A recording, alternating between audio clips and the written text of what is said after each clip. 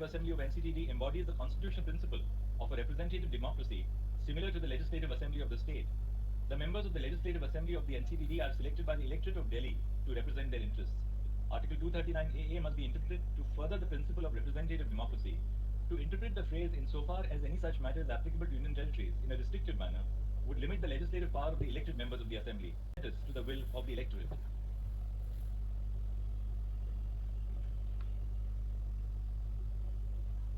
The principles of democracy and federalism are essential features of our constitution and form a part of the basic structure.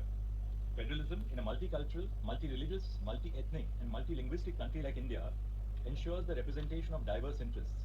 It is a means to reconcile the desire of commonality along with the desire for autonomy and accommodate diverse needs in a pluralistic society. Recognizing regional aspirations strengthens the unity of the country and embodies the spirit of democracy. Thus, in any federal constitution, at a minimum, there is a dual polity, that is, two sets of government operate, one at the level of the national government and the second at the level of the regional federal units. These dual steps of government, elected by we the people in two separate electoral processes, is a dual manifestation of the public will. The priorities of these two sets of government, which manifest in a federal system, are not just bound to be different, but are intended to be different. While NCTD is not a full-fledged state, its legislative assembly is constitutionally entrusted with the power to legislate upon the subjects in the state and lists and concurrent lists. It is not a state under the first schedule to the Constitution. It has a democratically elected government which is accountable to the people of NCTD. Under the constitutional scheme, NCTD was given legislative power which, though limited in many aspects, is similar to states. In that sense, with the addition of Article 239 AA, the Constitution created a federal model with the Union of India at the center and the NCTD at the regional level.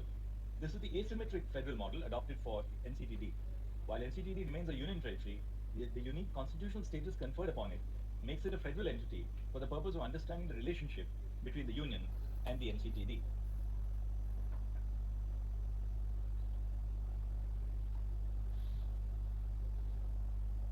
A combined reading of Articles 73 and 162 of the Constitution indicates that the Union has exclusive executive power over entries in List 1. The states have exclusive executive power over entries in List 2. With respect to List 3, that is the concurrent list, the Union shall have executive power only if provided by the Constitution or by a law of Parliament. The states shall have executive power over the entries in List 3. However, if a central legislation or a provision of the Constitution confers executive power to the Union with respect to a List 3 subject, then the executive power of the state shall be subject to such law or provision. The executive power of the Union in a state over matters on which both states and the Union of India can legislate, that is the concurrent list, is limited to ensure that the governance of the states is not taken over by the Union. This would completely abrogate the federal system of governance and the principle of representative democracy. It is with this objective in mind that the members of the Constituent Assembly thought it fit to limit the executive power of the Union in a state over matters on which the state's legislature also has legislative competence. The principle in Articles 73 and 162 would equally apply to the scope of executive power over matters which are within the legislative competence of both the Union and the GNCTD. This is because the objective of the provisions is to limit the executive power of the Union in the territorial limits where there is an elected government of a federal unit. Both Parliament and the legislature of NCTD have legislative competence over List 2 and List 3. For the purposes of NCTD, both List 2 and List 3 are concurrent lists. Thus, the delimitation of executive power between Parliament and the government of NCTD with respect to entries in List 2 and List 3 are guided by these principles. Both Parliament and the legislature of the NCTD have the power to enact laws with respect to List 2, subject to the caveat that entries 1, 2, and 18, and entries 64, 65, and 66, inasmuch as they relate to entries 1, 2, and 18, are carved out of the domain of the Legislative Assembly of GNCTD and List 3. The executive power of NCTD shall extend to all entries in List 2 and List 3, other than those entries which are expressly excluded in Article 239 AA3. Such power shall be subject to the executive power of the Union through the Lieutenant Governor only when the Union has been granted such power by the Constitution or a law of Parliament. Therefore, the executive power of NCTD in the absence of a law by Parliament shall extend to all subjects on which it has power to legislate. It was held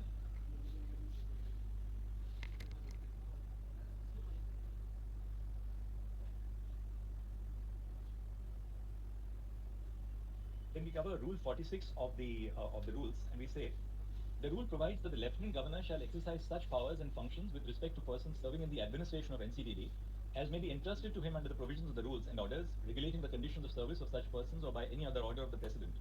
The term administration in this rule must be considered in the context of Article 239 AA3 and Section 41 of the GNCTD Act.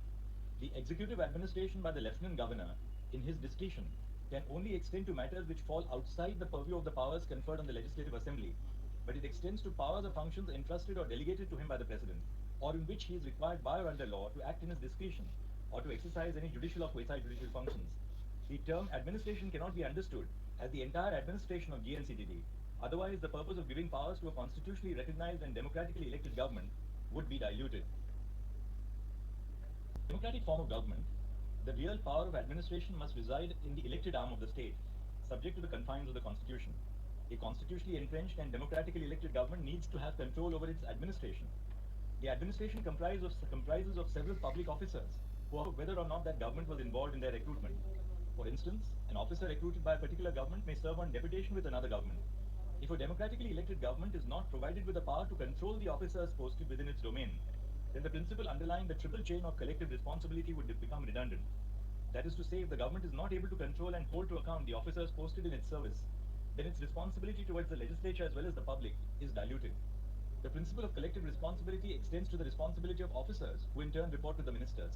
If the officers stop reporting to the ministers or do not abide by their directions, the entire principle of collective responsibility is affected. A democratically elected government can perform only when there is an awareness on the part of officers of the consequences which may ensue if they do not perform. If the officers feel that they are insulated from the control of the elected government which they are serving, then they become unaccountable or may not show commitment towards their performance. We have already held that the relationship between the Union and the NCTD resembles an asymmetric federal model, where the latter exercises its legislative and executive control in specified areas of the state list and concurrent list. Article 239AA, which conferred a special status to NCTD and constitutionally entrenched a representative form of government, was incorporated in the Constitution in the spirit of federalism, with the aim that the residents of the capital city must have a voice in how they are to be governed. It is the responsibility of the government of the NCTD to give expression to the will of the people of Delhi who elected it. Therefore, the ideal conclusion would be that GNCTD ought to have control over services, subject to exclusion of subjects which are out of its legislative domain. If services are excluded from its legislative and executive domain, the ministers and executives and the executive who are charged with formulating policies in the territory of NCTD would be exclusive decisions.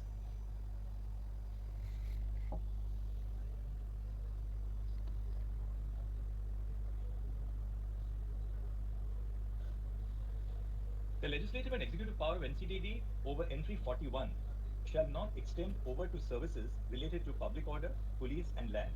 However, legislative and executive power over services such as Indian Administrative Services or Joint Cadre Services, which are relevant for the implementation of policies and the vision of NCTD in terms of day-to-day administration of the region, shall lie with the NCTD.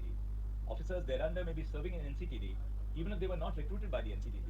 In such a scenario, it would be relevant to refer as an example to some of the rules which clearly demarcate the control of All India or Joint Cadre Services between the Union and the states. NCTD, similar to other states, also represents the representative form of government. The involvement of the Union of India in the administration of NCTD is limited by constitutional provisions, and any further expansion would be contrary to the constitutional scheme of governance. We reiterate that in light of Article 239AA and the 2018 Constitution Bench judgment, the Lieutenant Governor is bound by the aid and advice of the Council of Ministers of NCTD in relation to matters within the legislative scope of NCTD. As we have held that NCTD has legislative power over services, excluding public order, police and land, under Entry 41 List 2, the Lieutenant Governor shall be bound by the decisions of GNCTD on services as explained above. To clarify, any reference to Lieutenant Governor or over services, excluding services relating to public order, police and land, in relevant rules, shall mean Lieutenant Governor acting on behalf of NCTD. Now the conclusion. The division of administrative powers between the Union and the NCTD as explained in this section must be respected. In view of the discussion above, the following are our conclusions. A. There does not exist a homogeneous class of union territories with similar governance structures. B. NCTD is not similar to other union territories. By virtue of Article 239AA, NCTD is accorded a sui generis status, setting it apart from other union territories. C. The Legislative Assembly of NCTD has competence over entries in List 2 and List 3, except for the expressly excluded entries of List 2. In addition to the entries in List 1, Parliament has legislative competence over all matters in List 2 and List 3 in relation to NCTD, including the entries which have been kept out of the legislative domain of NCTD by virtue of Article 239AA 3A. D. The executive power of NCTD is coextensive with its legislative power, that is, it shall extend to all matters with respect to which it has the power to legislate. E. The Union of India has executive power only over the 3 entries in List 2, over which NCTD does not have legislative competence. F.